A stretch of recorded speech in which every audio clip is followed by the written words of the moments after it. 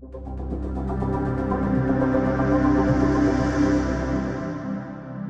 we're looking at MTD EconoClamps. Each EconoClamp is labeled with its part number and its size. These EconoClamps all operate like a pair of locking pliers.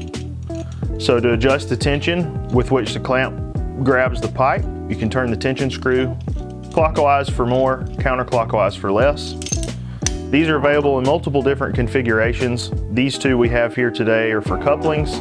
This one is also for a 45-degree elbow.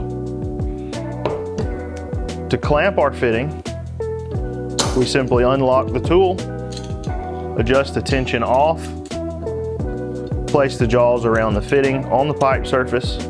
If it's too loose, in this situation, open the tool back up, add tension, clamp it again. When it locks firmly, your fitting is clamped and ready to fuse.